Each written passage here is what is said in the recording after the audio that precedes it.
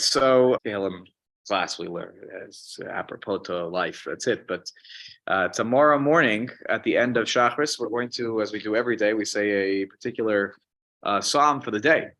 And today we're going to study Tuesday morning. So now it's in Halacha. It's already Yom Shlishi. It's Tuesday in Halacha. So we're going to learn the Shir Shel Yom for Tuesday. It is. If I had to guess, the most offset of the Shir Shel Yom of the weekdays, maybe with Friday included, because it's the shortest. And so in school, students often tell me, I only have time to ever say the one for Tuesday and Friday, which is funny because when I was a kid, I also only had time to say Tuesday and Friday. The other ones were too scary and long. So, but this one requires actually a tremendous amount of background knowledge. So first we're going to read it. It's short. We're going to kind of read it quickly. It's 8 psukim, and they're not particularly long verses, and then we're going to have to study some background. So take a look, Psalm 82. Okay, I don't know if you've ever studied Psalms in the 80s. It's not it's not something. Usually a lot of the Shir Hamalots we know, the end of Psalms we know, the beginning. There's some key ones here and there. All right, let's study something that's a little bit off the beaten path. Mizmor Asaf. It's a psalm of Asaf. Who's Asaf? Okay, that's why I said this background side. We're going to have to figure out who Asaf is. Okay, and he is a character. He's a personality in Tanakh, but it's one of those you have to really dig into the back of the Tanakh to really find where he appears.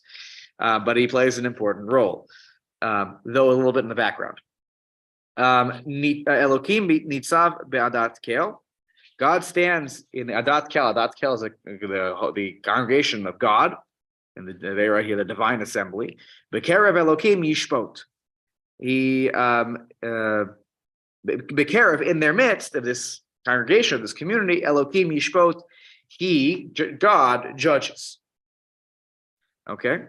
Ad matai tishpetu avel. How long will you judge perversely? Perversely. I doubt this is talking to God. It would be very surprising if suddenly Asaf is criticizing God for his judgment that is perverse. Ufanei Rishaim tisusela, showing favor to the wicked, right? Or maybe it is to God. I don't know. We'll have to talk about that in a second. He says, ain't it God? Is it not? I was just talking to a human judge. Maybe this is in some ways, hey, God, you're in charge, and I see things that are not adding up here. So what's going on? All right, we'll come back to that. Shiftu dal v'yatom. Judge the dal is poor, like the poorest. The poor dal is poor. V'yatom, the orphan. Ani varash hatzdiku, and you should bring righteousness. Right? When you say that somebody is right in Hebrew, how do you say it? Ata tzodek. Right? You're right. So you should do right by the people who are ani, poor. Another word for poor. Varash. Those who are they hearing, right? Wretched. Okay. People who are in a state of neediness, who are really downtrodden. Okay. So you have here someone is Asaf perhaps is pleading, hey, this is not okay. Like we need there are things that are not happening that are to people that are easily taken advantage of in society, forgotten by society. Please step in and do something about this. Lo yadu v'lo yavinu b'chashecha. Oh, sorry, I skipped the puzzle. Paltu dal ve'evyon. Rescue the dal. Once again, the poor. Evyon is like the poorest of the poor. Okay, so rescue them. Miyad rishaim hatzilu. Save them from the hands of the people that are wicked. Lo yadu v'lo yavinu b'chashecha yitalachu. They don't know, they don't understand that they're walking in darkness. These people who are downtrodden and disadvantaged, they are walking in darkness. They're like, they have no idea what's happening to them. Yimotu kol mostei aretz. The foundations of the earth, mostei aretz, the foundations of the earth are sort of teetering. It's not. It's what's happening is not okay. The world is really hanging by the balance here. Not good. Ani amarti Elokim atem. So now it's very important here. Is this Elokim or is this talking about God? Or, is it Elohim or Elokim? Okay, the word Elohim doesn't always mean God. We're going to talk about that tonight. So he says here, I taken you for divine beings. Right? Uvenei Elyon kulchem. Sons of Elyon, of the Most High are you. Right? You are presumably these maybe talking about judges. It could also use the word Elohim without, not Elohim, Elohim to mean judges, here maybe in the human sense. And he's saying, look, I put a lot of faith in you. You're supposed to be the children of God. You're carrying out law. The law is God's word. But what happened? But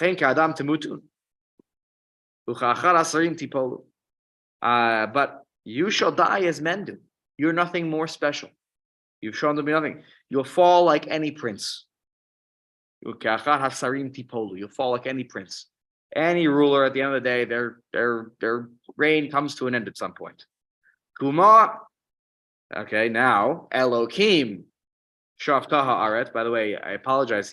Sfaria can't yet know the difference between Elohim and Elokim. So anytime it sees that word, it automatically switches it to Elokim. So when I print it, then it ends up in the garbage by. So that's okay. But it should be the first one should be Elohim. Okay, but he said Elokim, Kuma Elokim Shafta Aretz. God, you arise and judge the earth.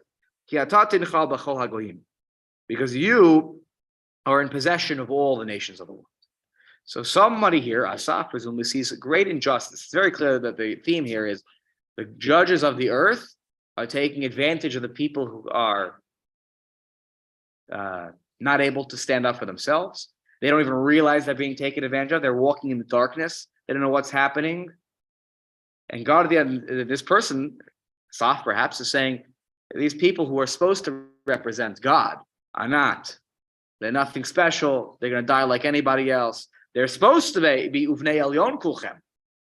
But achen kadam temutum. But you guys you're going to die like anybody else. I don't see anything special here about you. And at the end, he says, almost like a prayer, God, you should judge the world, not the people who are attempting to carry out your law. Now we'll get back to this. So first look. Let's jump into source number 2. The source we have seen before. I've told you a number of times, Tehillim was not exclusively written by David HaMelech.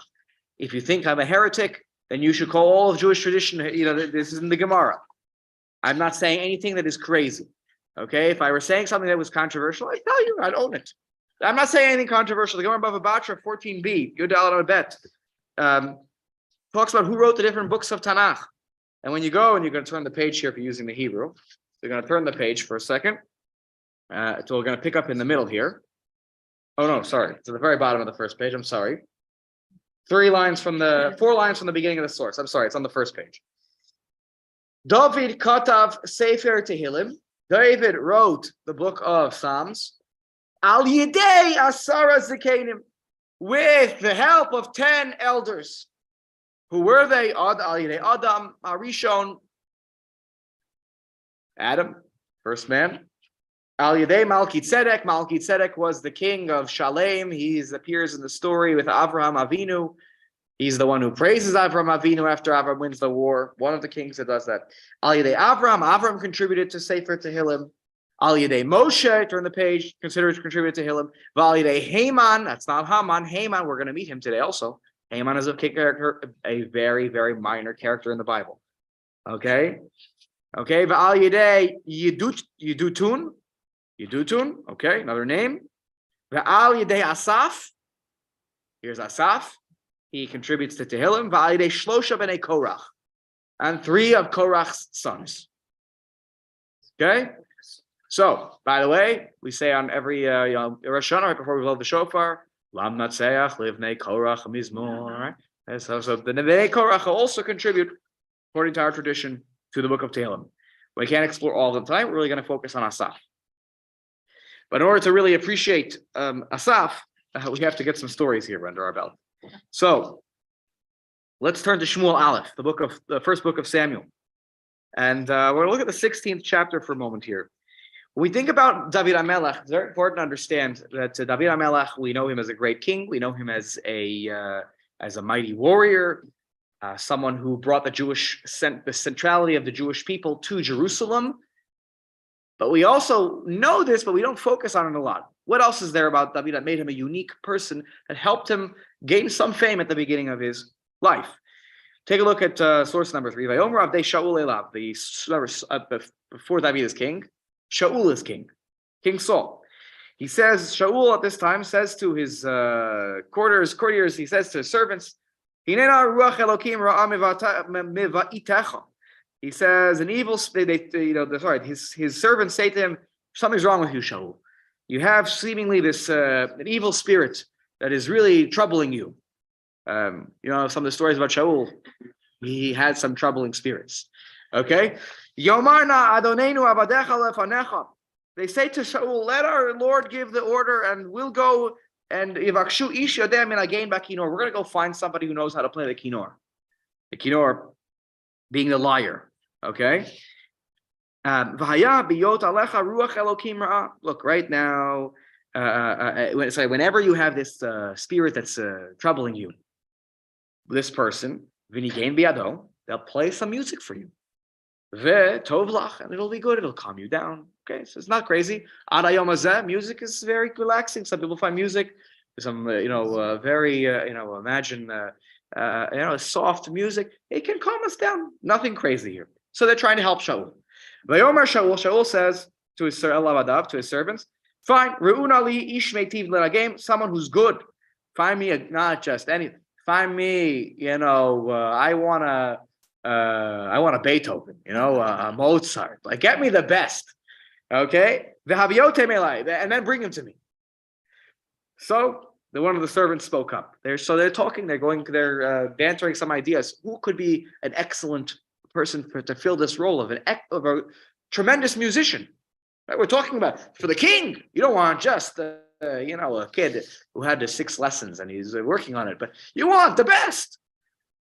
One of the youngsters speaks up. I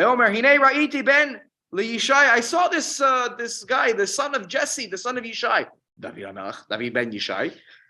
Beit HaLachmi, he was from the house of the Bethlehemites.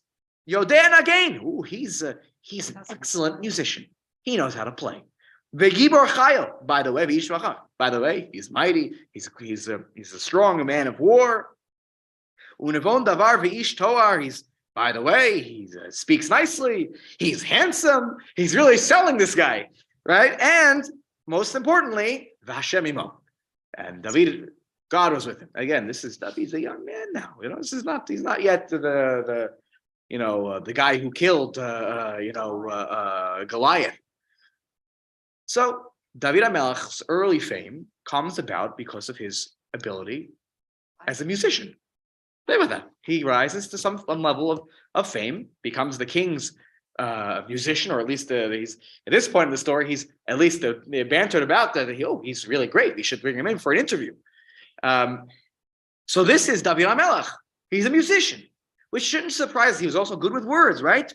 Unevon davar, he's good with words. No surprise, David HaMelech becomes the one to author Psalms, this poetic book that has some music. Again, these words were sung and perhaps meant to be sung in the Beis Hamikdash. How do I know that? Tanakh tells us this. David HaMelech actually wanted he wrote things to be sung and played. How do I look? I'm crazy. Okay, I make up nothing. Take a look at the next source. This is where you have to dust off the Bible. You go to the back of the Bible, and you have to go all the way to the back to Divrei Hayamim. You're like, I've never heard of the book of Divrei Hayamim. The book of Chronicles 2.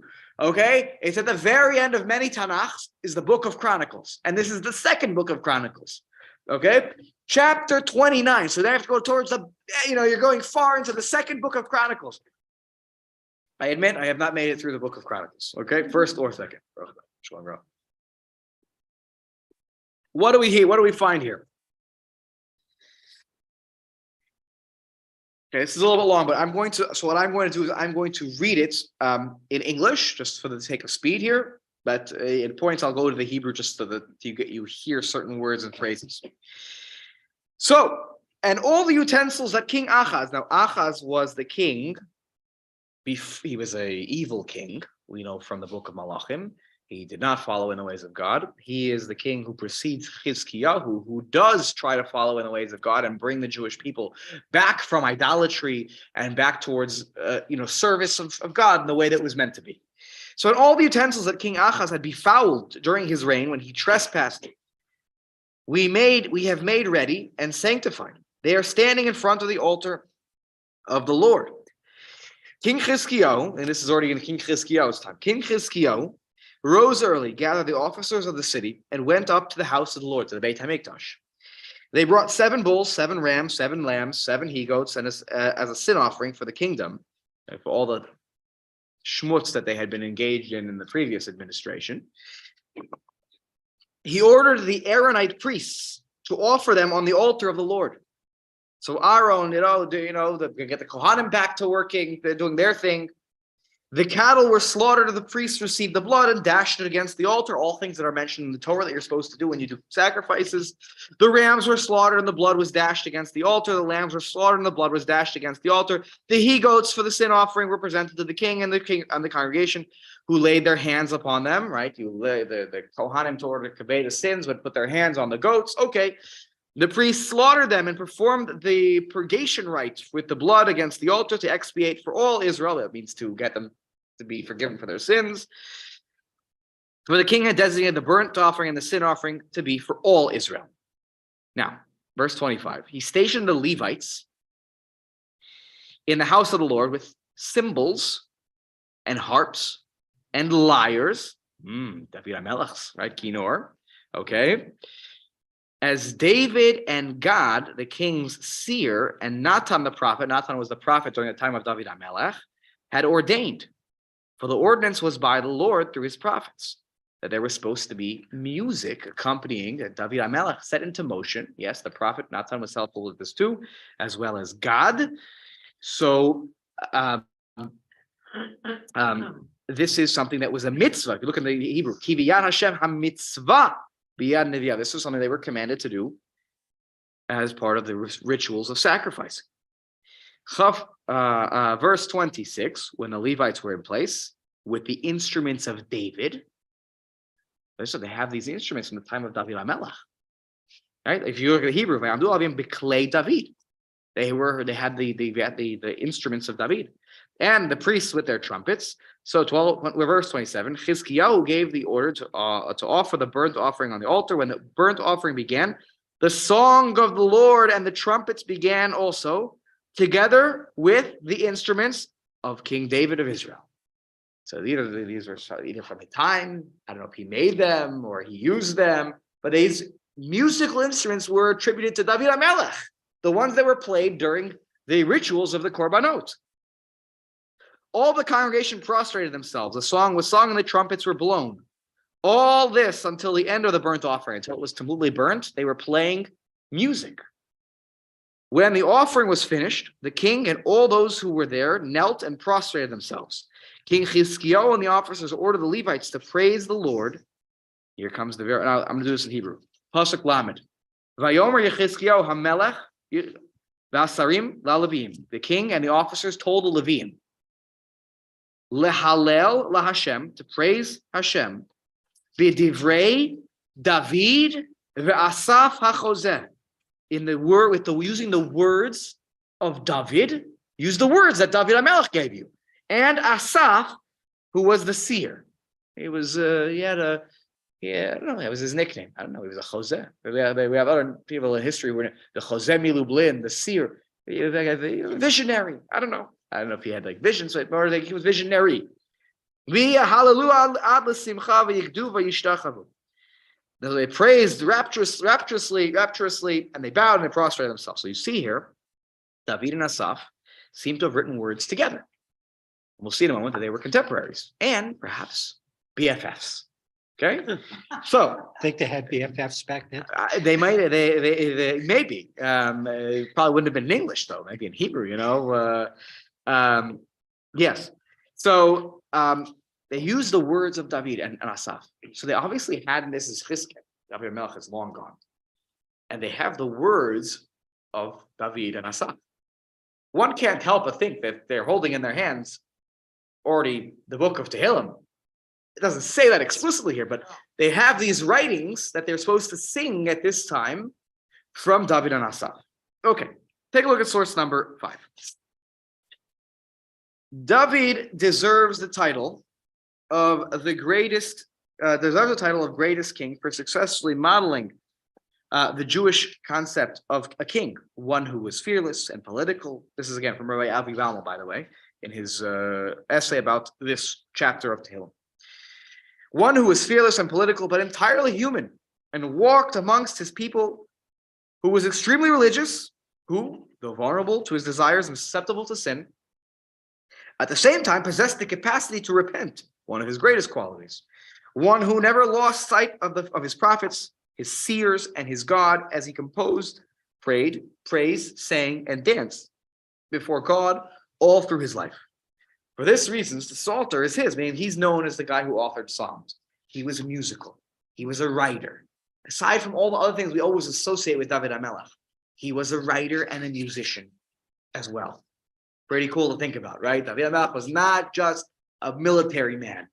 He was a musician, a great one of the most excellent musicians of his time, and was excellent with words, so much so that his words were then sang years and years after he was no longer alive as part of the temple traditions with the Beit HaMikdash, with the sacrifices. What is the Psalter, Rabbi? That's like the person who's attributed with being the psalmist, Okay. right? He gets the main, and the title, it's written by King David. And then the small letters, there are a few others who helped him, but he gets the credit. Okay, What's the difference between a Navi and a Choseh? it's an excellent question. I don't have a good answer. If there's a technical, I'm not holding enough in the way the word Choseh is used throughout Tanakh to be able to give you a thoughtful answer and say Choseh is always used in X situation, and a Navi is used in this. That's why I'm not saying that Asaph was a Navi. A Choseh could be somebody, it literally means a seer, but maybe that just means that they're a visionary kind of person, but that doesn't mean that they are a Navi. So but maybe it is. I honestly don't say it with enough confidence. And the king giving the korbanot to the blood to be spilled, that was the king's job, not the Kohen's job, or The Kohanim had to sprinkle the blood. right? He wanted to be a part of this ritual as they were kind of cleaning things up. Yes, the Kohen is the only one who can be involved in that process, as was done. Okay, he didn't say he didn't do it himself. He just was. Here, the king gave the- Yeah, he gave the orders, but that's not really a problem. I think based on Torah law that if somebody else was in there and telling them what to do. I don't think it's a problem. As long as they can go into that room, right? There are certain places where only the Kohen Gadol could go, for example. So then that's a different story. Okay, let's take a look at So it's interesting. yes. My picture just defines Jose as a dreamer. The dreamer, very as a poet, a writer, a singer. Yeah, it's a dreamer, right? You'll see in a moment, by the way. But let's see. Actually, there's another description of Asaph that comes up in the first book of Chronicles. So let's take a look there. Source number 6. Again, for the sake of time, I'm going to read this in here. I'm going to skip a bunch of things too, because you see there's a long list here. These were appointed by David to be in source number 6, in charge of song in the house of the Lord. So David had people in charge of. He had a choir. So he picked who's in the choir, right? In the house of the Lord from the time the ark came to rest. So from the time that the ark arrives in Jerusalem, which was before the Beit HaMikdash was built. So that's the time of David HaMelech. There was a choir put into place. They served at the tabernacle of the tent of meeting. That's a fancy word for the Mishkan, with song until Shlomo built the house of the Lord in Jerusalem. So once they were the Beit HaMikdash, then they went from the Mishkan to the Beit HaMikdash. Right now they were on the big stage, not the temporary that they had. They had, okay, and they carried out their duties as prescribed for them. Those were the appointed men. Here were the singers. Here were the choir people. Okay, and their sons were, okay, the Kohatites. Okay, that is the Bnei Kahati. That's a tribe. From the family of the Leviim. Okay, there were 3 sons of Levi. Gershon, Kahat, and Merari. Kahat here are the singers. Heyman, oh, remember him? Heyman from the list of the authors of Tehillim. Okay, so you have Heyman, who was known as Heyman HaMishorer. He was a singer. Okay, Heyman was a singer. Ben Yoel, Ben Shmuel. He was the son of Yoel, the son of Shmuel. I'm not sure if that's the same Shmuel who is Shmuel Hanavi. It would make sense time-wise, by the way. How could he be the son of two men? Meaning son of Yoel, he's a grandson of Shmuel, right? Okay. Sorry. No, all good. Unless it's just a different person, a son of Yoel, son of Shmuel. Okay, then we have a bunch of different people. These are the sons of, these are the children of the people. It listed by the children of the father as like who was in the choir. Okay, so you can see here there was a son of Elkanah, the son of Yehoram, son of Eliel, son of the. Okay, keep going, keep going. Go to verse number. Where am I? 24. By the way, take a look at 22 for a second. Okay, Ben Tachat, Ben Asir, Ben Aviatach, Ben Korach, Ben Yitzhar, Ben Kahat, Ben Levi. Okay, so the sons of Korach there. Okay, Ben Yisrael. Now 24. Achiv. Okay, and now this doesn't mean literal brother, but David's. They translate kinsman here, but someone who we felt very close with. His brother, not literal brother. Asaph ha'omed al yamino. Asaph, who stood on David HaMelech's right hand, which is the expression right hand man. This means that they were very close, right? And who is Asaph ben Brachyahu? Okay, that was his name. So Asaph, we know, based on this, was very close to David HaMelech. That's what we get from this. He was on his right. So we don't know much else about Asaph. We do know he and David had a close relationship. Okay, it doesn't go out of its way for the other singers here to talk about who is David's right hand man, right? But Asaph does get that. So it's very important to note that David and Asaph seem to have been close. Are they BFFs? Okay, we can debate that. I'm not sure, but they were certainly close. Take a look. We know a little bit more here about Asaph. You look at source number 7. What was Asaph's position as it relates to the singing and whatnot? Right, Asaph Harosh. Asaph was in charge. So if you're the great king who's also the poet and the singer and one of the reasons that perhaps brought them together was Asaph also was very talented with his words and with music, and so Asaph was in charge. Asaph was the chief. Then there were others. Yes, Zachariah was second in charge, and then there were all these other names you see here. What were they doing? Biklei Nevalim, Zakino wrote. They were, with harps and lyres. And Asaph Bamsiltayim Hashmiya. He was a cymbals guy. So Asaph was a musician himself. We know for sure now, and he was close to David HaMelech, and he was in charge. He was running, organizing things. It was fascinating, right? We don't talk about this part of Tanakh, right? He was really one of the chief musicians. And then he goes on, talks about the other people, Benayo and Yachaziel, who were Kohanim with the trumpets, who Kohanim took care of the trumpets. Okay, take a look, verse 7. Vayomahu az natan David barosh lahodot laHashem biyad Asaph echad.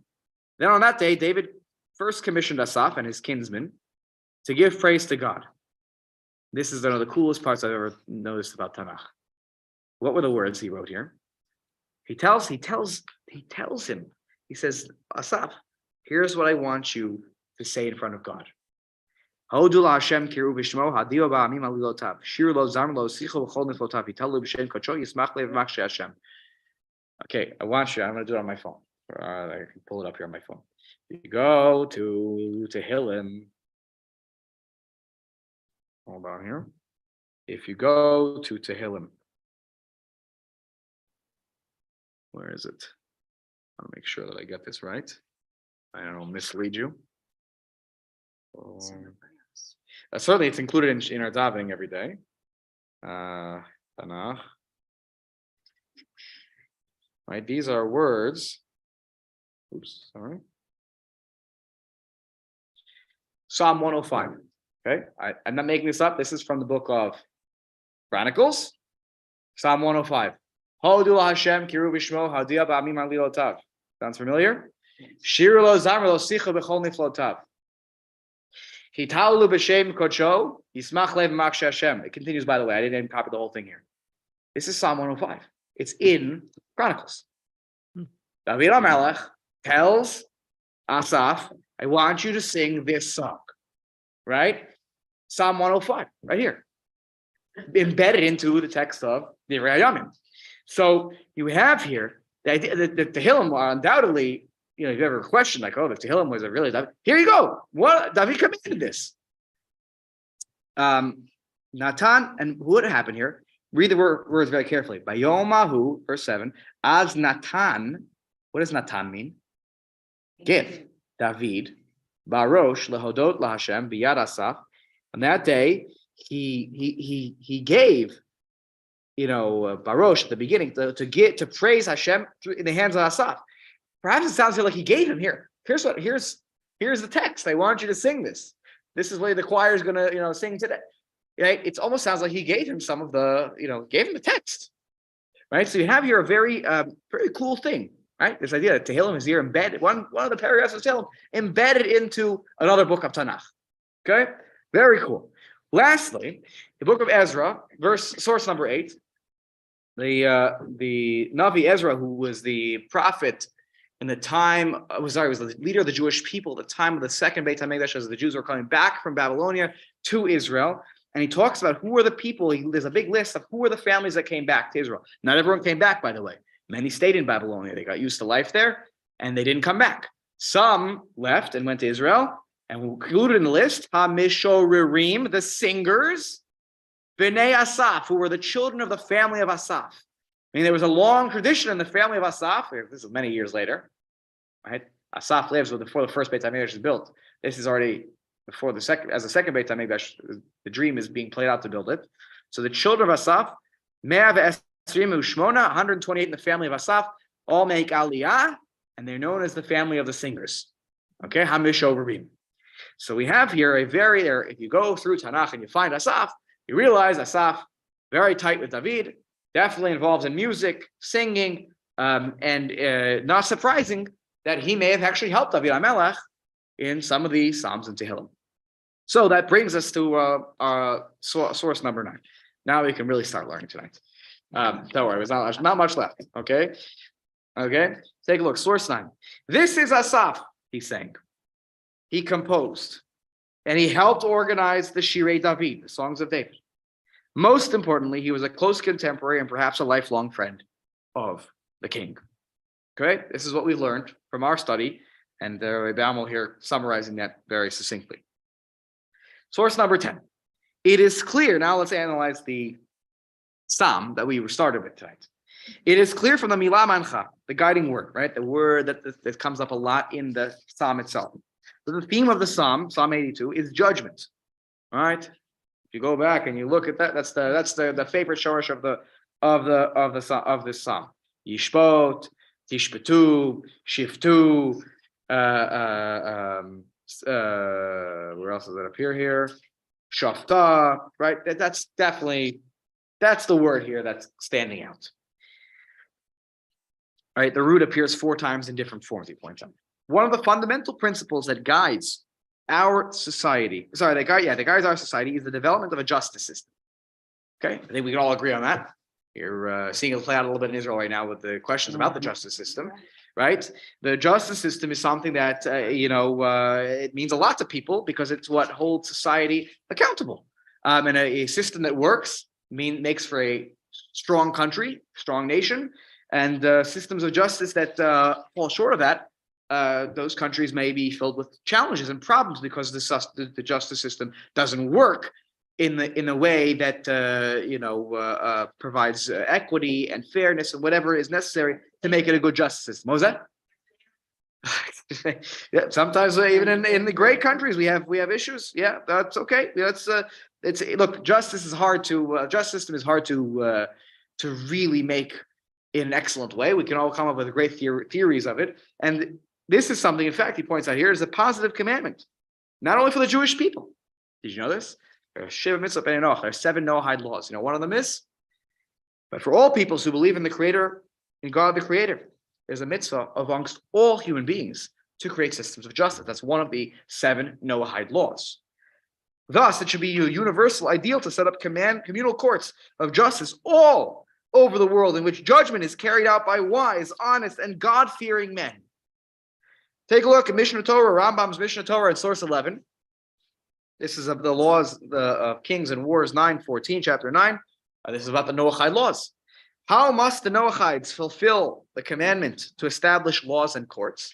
Because they have a commandment to do this. So what are they supposed to do? How do you do this mitzvah? How do I do it? How do I make a fair legal system?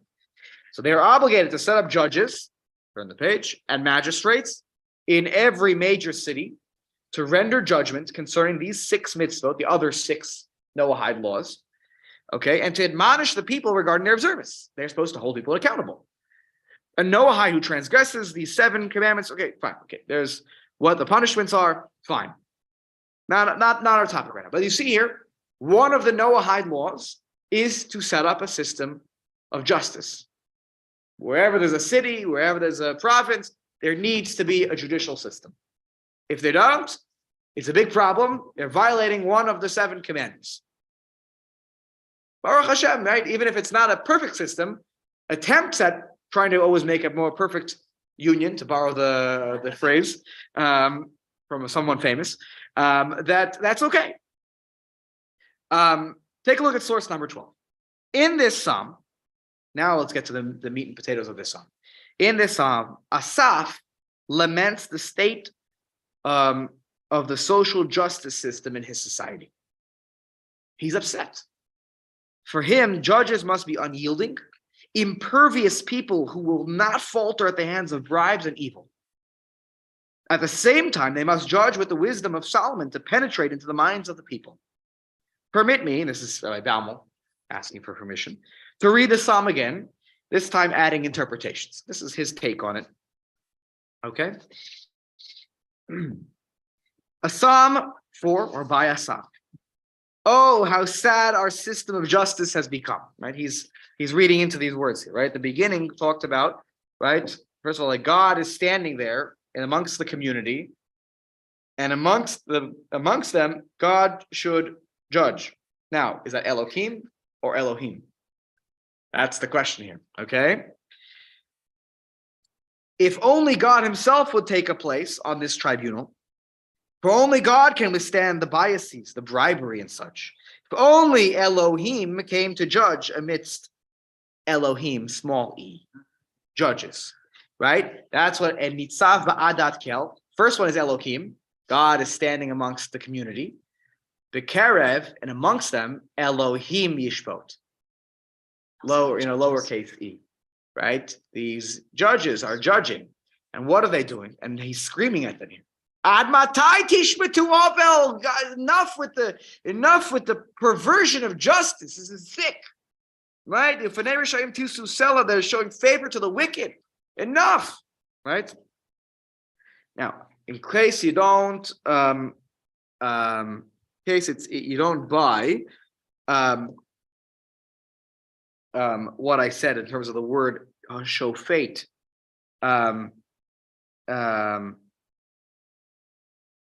Right, that the word shofet can be used to refer to judges. Look at source number 13.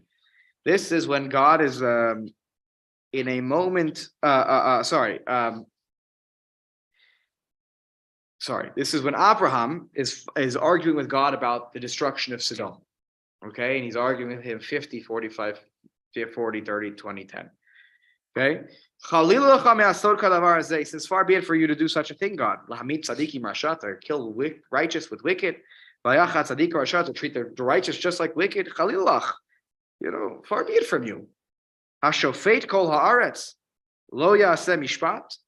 Shall the judge, right, of the whole land not do justice, right? And so here's how I just want to clarify. So what the reason I brought this in here was, what is the job of God? God is, according to Avram, what? The shofet, kol haaretz. He describes him as the shofet kol haaretz. He is the judge of all the world. And he's arguing with him. He's saying, the judge of the whole world is not going to do justice here. You're going to kill the righteous with the wicked. So God is the shofet kol haaretz. Undoubtedly, he is. Now take a look also at the next source, which is from Psalm 115. Okay, Tehillim Kuf Ted Vav. There's one pasuk. It's true. So it's true that God is the judge of the whole world, but here's the problem. Hashamayim shamayim laHashem, va'aretz natan livnei Adam. Right? From Hallel. Right? Right? The heavens belong to God, no doubt. But he gave the land to people. So he can't be the judge of all the land when he gave the land to the peoples. They have to do it for him. We have to be the ones to set up a system that allows for the laws of God to be adjudicated properly. So we can represent the shofet kol haaretz. But he can't do it. God doesn't sit on the bench in this world, right? A human being sits on the bench. So, take a look at source number 15. And this lengthy piece we're going to close. This is Rabbi Baumel's excellent insights into the Psalm. The Torah, right, Ad HaElohim, sometimes refers to judges with the same reverence that we reserve for the divine. Okay, sometimes the Bible uses the word Elohim to refer to judges. Okay, why? Because their role is none other than to pass judgment on man. The very job of the Almighty, will the judge of the land, that probably should be capital J, not do justice? That was Abraham's quote. And yet, the earth he has given to the children of man. The world is for us to rule, to develop, and to live in. Therefore, we appoint judges to rule and decide the fate of man. The intention is that we will choose the most righteous and upstanding members of society for such a lofty task. Choosing a judge is no small decision. This is a person who should be impartial, who is completely going to look at the facts and rule on the facts, not with feelings, not with who I know, not with who I would believe based on. No, what do I know and what do I not know? Or bribes, right? But the state of affairs has sunk to the point where I wish the Lord himself joins this tribunal. That's what he's saying. Where's God? God, I need you in here. Right? That's why at the end he davens. He says, Kuma Elokim Shav Haaretz. You need to join me. They're so crooked. At the end he says, I need you. You are the ruler over all these people. I need you to sit on the bench. Now, obviously that's ridiculous. But he's saying it's gotten to such a point where it's like, I don't know what to do. God, I need you involved in this situation. The soft call. Yeah, he's distraught. He sees too much corruption. Right. This is why it speaks to us today. Right? What has transpired? He says, why? What has transpired during this time? So verse 2, speaking to the judges or about them, right? How long can you judge wrongly? These wretched, how long will you submit in favor of the evil ones? It seems to the author that the court is spending its time taking care of the rich, pandering to the higher echelons while rejecting the misfortunate. That was definitely a theme we saw in the middle there. Okay? Instead, judge the poor, the orphan, justify the humble and destitute. Now, be very careful here, as he points out. Not that they should merit the person just because he is poor, right? Which is unacceptable based on Torah law. It's a pasuk that says you're not allowed to judge in favor of the poor if they don't deserve being judged in favor. They committed a crime, such as the law. Rather, justify them by listening to their case. How often are the poor and the widow and the orphan, the downtrodden that we described, they're not heard. They're not heard. Rather, justify them by listening to their case, by acknowledging them as a part of society. In addition, save them from those who take advantage of the destitute. Free them from the clutches of the schemers and the evildoers. Remember, those people are walking in the darkness. They don't even know how they're being taken advantage of. They don't see it coming. They don't even know sometimes it's happening to them. And so Asaph is saying, enough's enough. They're walking in darkness. We need to do something about this.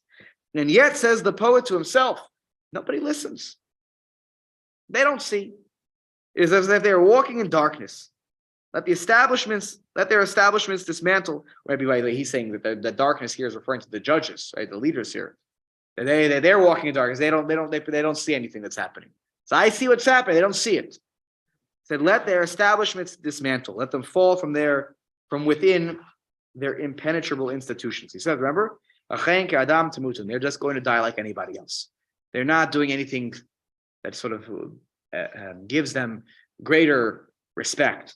They'll fall like any other prince, right? That's because they're in a high position doesn't mean that it doesn't come crumbling down at some point.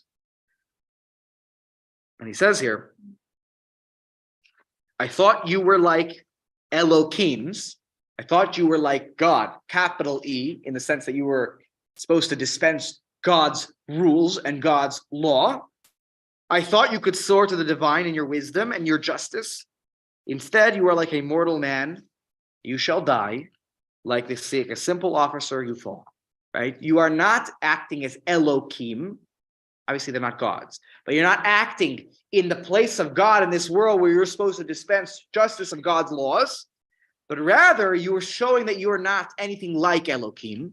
And you're just simply Elohim. And you will die, and it is a metaphor as much as it is about literally, right? That you are mortal. You are not showing that you are above, the pitfalls of human beings, which is what judges are supposed to be. They're supposed to be the best of us. They're supposed to be the most upstanding human beings out there is a judge. Turn the page. The poet at once realizes that these judges are not what he dreamt of. They are too mortal. They can fall. And at the same time, he wishes their humanness upon them, that they falter and die. Let the real God rise at the end, right? He says, and judge the land. For it is not your land to judge. Now, perhaps, and he doesn't say this, but I'm suggesting this. Maybe that tefillah he says at the end, right? Kuma Elokim Shavta Aretz Ketatin Cha B'chol Yom is his hope that judges do arise. His tefillah that judges do arise who represent Elokim, who represent God, who are really going to do what is right according to God's laws and make sure that those who are downtrodden are heard, that the case is fair, that everyone gets a fair shot. And that's perhaps I'm suggesting that is his tefillah at the end, right? That's what we really hope for, right? That we aspire to that we daven for that. So he says, so the Rambam will continue, why did our rabbis choose this to be recited every week on Tuesday? The psalm asks God to return to the world, not a distant creator who leaves man to run the show, for we are too feeble and weak. Man cannot judge. It belongs only to the omnipresent. Right? And so he's saying that he's asking God to return to the world here, right? Come back more noticeably. Man cannot be placed in high position over others.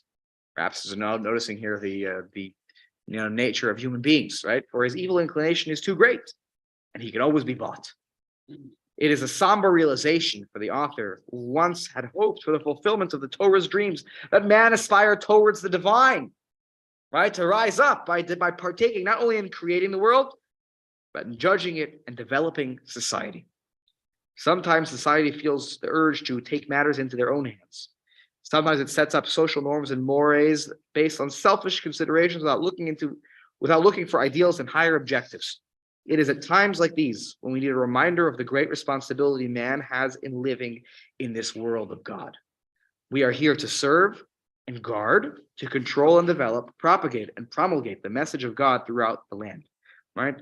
Perhaps on Tuesday, right? So now we're in the midst of the week. I think about also in a week, it's supposed to go from Sunday to Friday, right? Tuesday is the beginning of the middle of the week, because it's 6 days, right? And perhaps it's the middle of this work week that we have. The idea being that we have to remind ourselves, right? We have our own idea. Remember, we're trying to serve God. We're trying to do good by the world, right? To be a shofet in our own sense that is following in the ways of God. And, in doing so, our message must be honest, sincere, right? Like a real judge, honest, sincere, void of selfish or hedonistic considerations. It's not about myself. I'm doing things for the betterment of this world on behalf of God. We learn to judge like God. Until then, says Asaf, We wait and pray for God to return to his throne of judgment and resume to judge as he once did. Which we kind of say in this tefillah, by the way, Hashiva Shotenu Kuvarishona, right? To return our judges as they once were, right, to a better time. But he doesn't really answer the question. About what? Why did the rabbis choose this to be decided? On Tuesdays. So I'm suggesting, I think he's trying to get at, the idea is that in the middle of the week, we need a reminder while we're in the midst of all what we do, that that we need to be honest, we need to be sincere, we need to represent God and only God and not our selfish interests. We need to do what's right by God. And we can sometimes, as the week goes along and we're in the midst of whatever we do, sometimes that can be forgotten. And perhaps on the way out door of davening on Tuesdays, middle of the week, and we get from Sunday to Friday, perhaps that's the reminder we're supposed to get that when they set this up, this was it's mentioned in Masechet Tamid, that the psalm of the day for each day, and this is mentioned in Masechet Tamid, and perhaps this was the kavanah, this was the intention. Isn't Tuesday a special day because? God- Tov. Yeah. Right. Tov, isn't it? Tov, sorry, Tov. Yes, because he wasn't move on a Tuesday because it was good. So- Right. When the psalmist says they neither know nor understand, they go about in darkness, he's not speaking about the poor people, he's about the judges. Right. Probably. Correct. They're going around dark. He's saying it's the judges. I even suggest maybe it's the poor people who are in the dark. He's saying it's the judge. He's yelling at them. You're in the dark. You have no idea what you're doing. You're you don't get this world. You're not getting it. Yeah. Well, anyways, thank you all so much. This has been great. Yeah, that was amazing. Oh, for the world we're living in right now. Yes. So I hope it's meaningful and something to think about tomorrow morning when we finish our davening. That's what I just said. Oh, there you go. That's she just wrote that on the. I think Edna just wrote that on the chat about tomorrow morning to think about that. Yes. So enjoy saying the Shir Shalom tomorrow, and have a good night. And I'll see you next time. Okay. Thank you. So another Zoom meeting actually right now. Yeah.